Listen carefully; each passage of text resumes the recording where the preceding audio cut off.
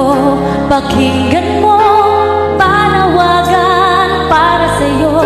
Ang buhay ay ihanda na malapit nang magwawakas itong mundo.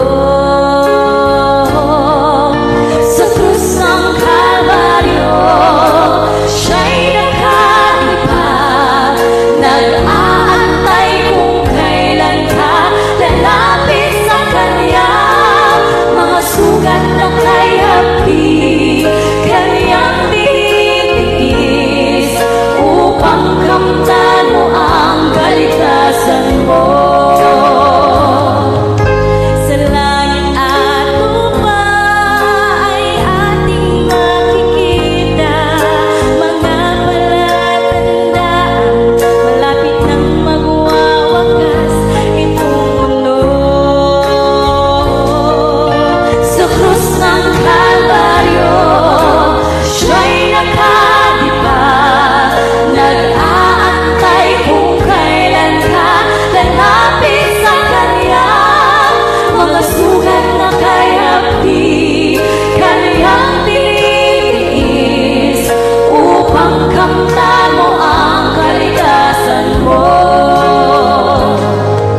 Magpasya ka ngayon habang may panahon, alinlang ay pawiin na, baka ang pintuan ay biglang magsara. Sa krus ng Kalbaryo, siya'y nakalipa, nag-aantay kung kailan ka lalapit sa Kanya. Mga sugat na kay hapi, Kanyang tinitiis, upang kamtan mo ang kaligtasan mo. Sa krus ng Kalbaryo, siya'y nakalipa, nag-aantay kung kailan ka lalapit sa Kanya. Mga sugat na kay hapi, Kanyang tinitiis, upang kamtan mo ang kaligtasan mo. Upang kamtan mo ang kaligtasan mo. Upang kamtan mo ang kaligtasan mo.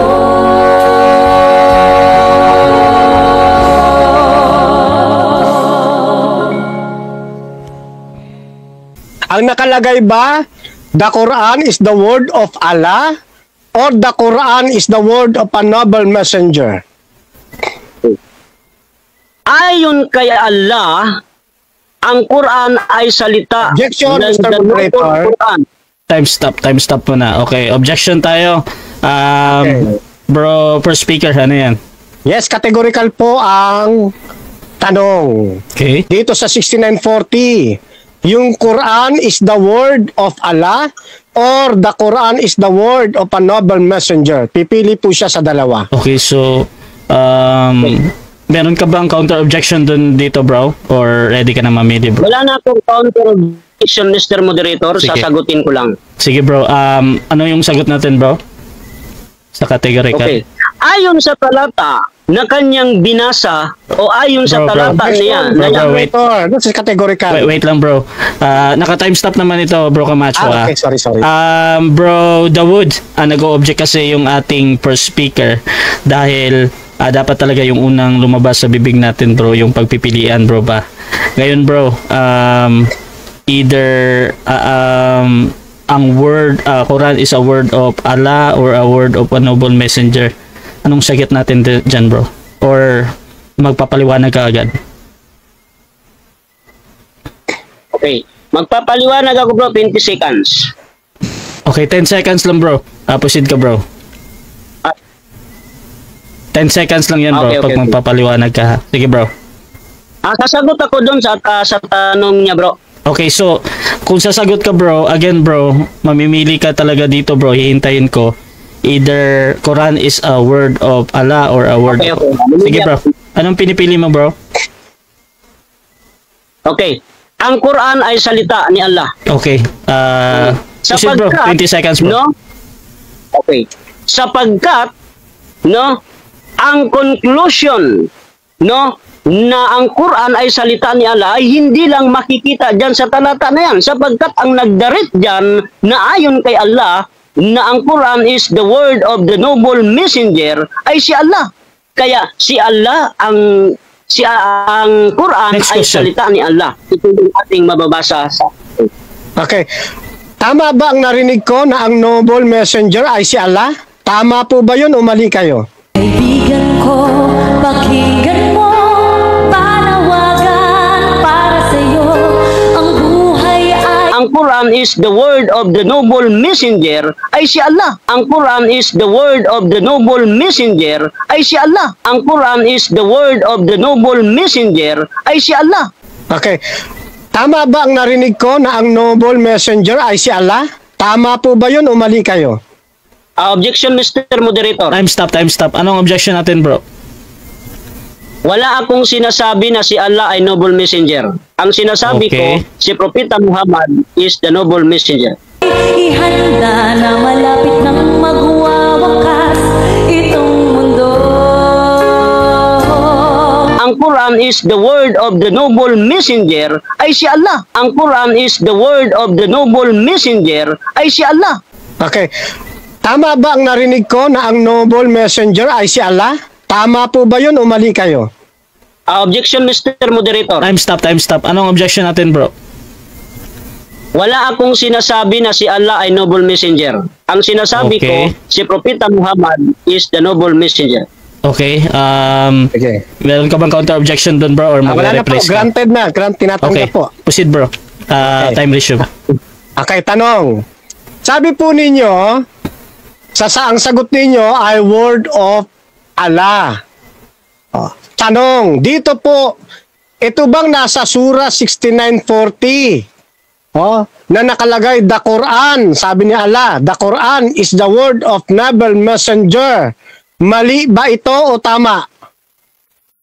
Tama po, sapagkat ikaw na mismo sinang-ayunan mo na ayon kay Allah. So, malinaw na ang Quran ay salita ni Allah. Ikaw na mismo nagpatunay, ayon kay Allah sa talata na yan. So, si Allah ang talagang may salita talaga ni Allah ang Quran. Ayon sa sa sinasabi mo. Next question. Okay, next question. Kasi sinasakyan kita, ayon ka mo kay Allah eh. Ngayon, kung ayon kay Allah na ang Quran, sabi mo kanina, Quran is the word of Allah. Tapos dito, Quran is the word of noble messenger. Pareho ba nilang salita ang Quran? Yes or no? No, sapagkat si propeta, yung messenger, no ay nagsasalita about sa Quran, no, na ipinahayag ng Allah sa kanya. So, ang general view na ang Quran ay salita talaga ni Allah sapagkat ayon sa kanya, this is the book. Next question. Next question. Ano ang Tagalog ng the Quran is the word of noble messenger? Okay. Ang Tagalog, ang Quran ay salita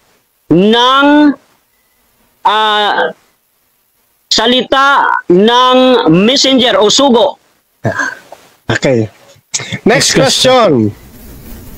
Kung ang Quran ay salita ng sugo at sabi mo ang Quran salita ni Muhammad, si Muhammad ba ay sugo? Yes or no? Objection, Mr. Moderator. Time stop. Okay, objection, bro. Anong objection yan? Second speaker. Okay. Wala akong sinasabi na ang Quran ay salita ni Muhammad. Ang sabi Okay. ko kanina, ang Quran ay salita ni Allah. Okay. Bro, Counter. per speaker, meron ka bang counter objection?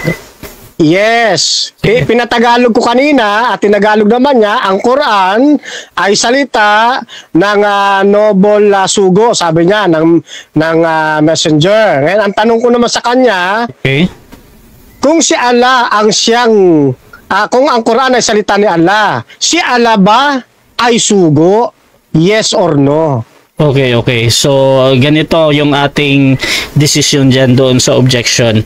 As a moderator kasi bro, either nagsasabi ng totoo or hindi yung nagtatanong, nasa audience na lang yung kung paano. Hindi ako judge kung sinabi ba talaga or hindi sinabi.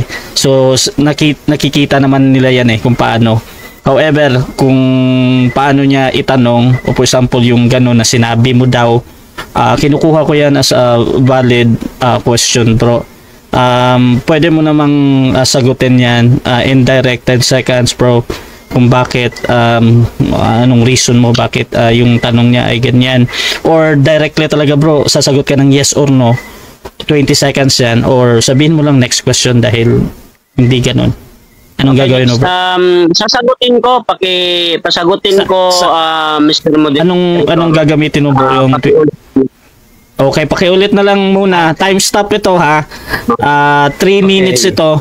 Bro Camacho, pakiulit daw muna bro. Opo. Ayon kasi sa pagkakatagalog ninyo, kaibigang Dawood, ang Quran ay salita ng sugo. Ngayon, para sa inyo, ang Quran ay salita ni Allah. Kung ang Quran ay salita ng sugo, ang tanong ko po sa inyo, si Allah ba ay sugo? Yes or no? Yes or no, bro? No. Proceed, 20 seconds. Hindi sugo si Allah sapagkat si Allah ang nagsugo ng messenger. No? Kaya, kung naintindihan mo, yung kaibahan ng Allah at saka yung sugo ay hindi mo dapat naitanong sapagkat napakalinaw ng sagot ko kanina. The entire Quran. Next question. Sabi mo, si Allah ay hindi sugo at magkaiba ang sugo at si Allah. Tanong, balik uli sa Surah 69:40. Ang Quran ba ay salita ni Allah o salita ng sugo? Okay. Ayon kay Allah, na kanyang sinalita. Time stop ulit. First speaker, objection ulit. Ano yan? Yes, categorical po ang tanong. Okay. Kasi sabi niya, yung Allah hindi sugo. Ngayon, ang tanong ko, ayon sa 69:40, ang Quran ba ay salita ng Noble Quran? Ayun na lang, nakalimutan ko na. Yes or no? Okay. Meron ka bang counter objection doon, bro? Bago ako hatol? Wala na akong counter objection. Okay. Ang naalala ko, sasagutin ko. Sige. Ayan, mag-decide muna ako. So, dito sa objection mga kapatid, patungkol ito sa pagpipilian ba. Ngayon, medyo yung kasi hindi na matandaan ni Camacho yung ano niya. So, ganito. At ayaw ko din siyang tulungan doon sa inaano niya. So, bro Camacho, next question mo na lang mo yan, bro. Proceed ka, bro. Sige, babaguhin ko na lang yung tanong ko, pero yun pa rin ang kapupuntahan naman. Kaya sabi po ninyo kasi, yung Quran ay salita ni Allah. Sabi rito sa sa Surah 69:40, ang Quran ay salita ng sugo na tinagalog po ninyo. Nang tinanong ko sa inyo, si Allah ba ay sugo? Sabi nyo hindi. Bilang pagbabalik dito, kanino ngayong salita ang Quran ayon sa 69:40? Kay Muhammad ba o kay Allah? Kay Muhammad. Okay. Yan. Okay. Proceed, bro Dawood. Objection, Mr. Moderator. Time stop. Sa kanyang... Okay, anong objection, bro? Okay. Second speaker. Nilagyan niya kasi ng Muhammad doon sa talata 69 ayah 40. Okay. No? Subalit wala namang Muhammad doon. So, mas mabuti siguro na alamin niya muna kung sinong messenger ang tinutukoy diyan. Yun lang pong objection ko. Counter. Okay, sige. Teka, ina-analyze ko yung objection mo, bro, ha. Ino-object mo yung paraan niya ng pagtatanong dahil nabanggit niya yung Muhammad. However, yung sa premise niya patungkol sa talata walang nabanggit. at kung sino man yung messenger na yan. So ganito, bro Camacho, counter Apo. objection bro. Apo, doon kasi sa una naming question and answer, tinanggap niya ang noble messenger si Muhammad. So ginagamit ko lang po yung statement niya na yon, ang noble messenger si Muhammad. Na sabi nga, ibinigay kay Gabriel tapos ibinaba kay noble messenger, kay Muhammad. Tinanggap niya yon. Kaya yun ang tanong ko ngayon dito. Okay. Yung Quran ba ayon sa 6940? Yan ba ay salita ni Allah na hindi sugo? O salita ito ni Muhammad? Okay. Yan po, categorical. Sa krus ng Kalbaryo, siya'y nakaiba, nag-aantay. Yung Quran na salita ni Allah, tama ba na ipinagkatiwala yon sa noble messenger na si Muhammad? Yes or no? Yung Quran na salita ni Allah, tama ba na ipinagkatiwala yon sa noble messenger na si Muhammad? Yes or no? Yung Quran na salita ni Allah, tama ba na ipinagkatiwala yon sa noble messenger na si Muhammad? Yes or no? Sagot? Yes, Proceed. sapagkat wala namang ibang pinahayagan ng salita ng Allah kung hindi si Prophet Muhammad. Kung kailan ka lalapit sa kanya, mga sugat ng kay hapi. Kanino ngayong salita ang Quran ayon sa 6940? Kay Muhammad ba o kay Allah? Okay, Muhammad. Okay. Yan. Okay. Proceed bro Dawood.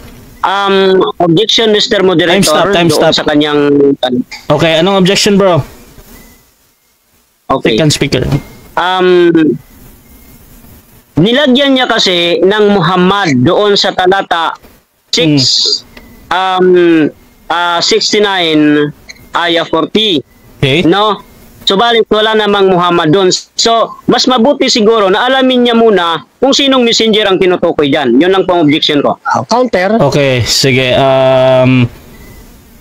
Teka, ina-analyze ko yung objection mo bro ha. Ino-object mo yung paraan niya ng pagtatanong dahil nabanggit niya yung Muhammad. However, yung sa premise niya patungkol sa talata walang nabanggit at kung sino man yung messenger na yan. So, ganito, bro Camacho, counter Apo. objection bro. Apo, doon kasi sa una naming question and answer, tinanggap niya ang noble messenger si Muhammad. So ginagamit ko lang po yung statement niya na yon, ang noble messenger si Muhammad. Na sabi nga, ibinigay kay Gabriel tapos ibinaba kay noble messenger, kay Muhammad. Tinanggap niya yon. Kaya yun ang tanong ko ngayon dito.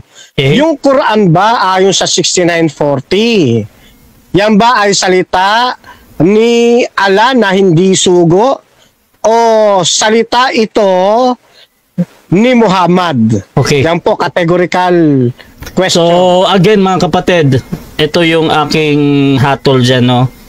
Doon sa pagtatanong ni Camacho, patungkol dyan sa verse na yan, na nabanggit nga ni Muhammad. Bro Dawood, nasa papaliwanag mo na yan bro kung paano mo siya sasagutin. However, sumasagot ka naman.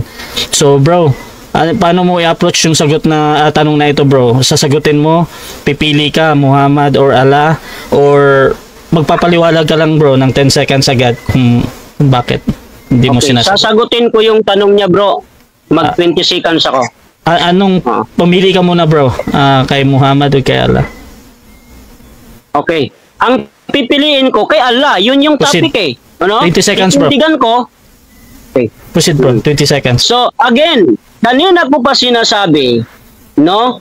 Paulit-ulit itong sagot ko na ang Quran ay salita ni Allah, no? Na ayon sa ating mababasa sa Surah Al-Baqarah at dito sa Surah Najm, no? So, hindi tayo nakabase diyan sa talata na yan. Hindi lang tayo doon sapagkat mayroon tayong mga... Okay, next question. Last 1 minute. Okay. Sabi mo, paulit-ulit na tinatanong. Okay, bilang pag-uulit, ano nga uli yung Tagalog ng Quran is the word of noble messenger? Bilang para maintindihan ko ng husto. Sagot? Okay, objection Mr. Moderator. Time stop. Objection natin, second speaker. Ano yan? Okay, unang-una bro, nasagot ko na yan kanina. Okay? Wag niyo nang ulitin yung sagot kasi nasagot ko na yan eh. So, hindi na kailangan ulitin. Okay, so counter objection. Bro, meron ba? Or Kasi hahatan ako? counter. Kasi lagi kong naririnig yung Quran, salita ni Allah. Pero nung tinagalog niya kanina, yung 6940, yung Quran, salita ng sugo. Ay baka nagkamali lang siya doon sa pagkakatagalog niya. Okay. Gusto kong ulitin na lumabas sa kanya labi, ano yung pinaka-final na pagtatagalog niya dito sa 6940. Okay, so ganito yung ating decision. Patungkol sa paulit-ulit na tanong, bro. Actually, wala pa akong rules dyan, bro ba? However, nasa iyo naman yan kung paano mo sagutin yung tanong. Pwede mo siyang i-explain, bro, bakit ayaw mong sagutin directly kasi ganito yung reason mo. 10 seconds yan. Or sasagot ka ulit, bro, ng 20 seconds directly kung ano talaga yung Tagalog daw doon. Or sabihin mo lang next question dahil ganyan. So, anong gagawin mo, bro, Daud? Kukunin ko yung 10 seconds sa moderator. Sige, bro. 10 seconds. Proceed, bro. Okay. Unang-una, kung hindi di ko sasagutin, hindi sa ayaw natin sagutin. Kung hindi, dahil nasagot na natin kanina. At hindi na natin kailangan ulitin pa yung sagot natin sapagkat malinaw naman yung Next sagot question. natin. Okay, next question. Sino yung noble messenger na nagsalita sa Quran? Si Muhammad ba yun? Yes or no? Okay. Sagot. No, hindi si Muhammad ang nagsasalita. Kung hindi, ang Allah. Kanina sa Time. kong tindig. 7 minutes time, bro. Okay, so dyan natatapos mga kapatid ang second stage ng ating debate, which is yung ating rebuttal at yung ating second cross.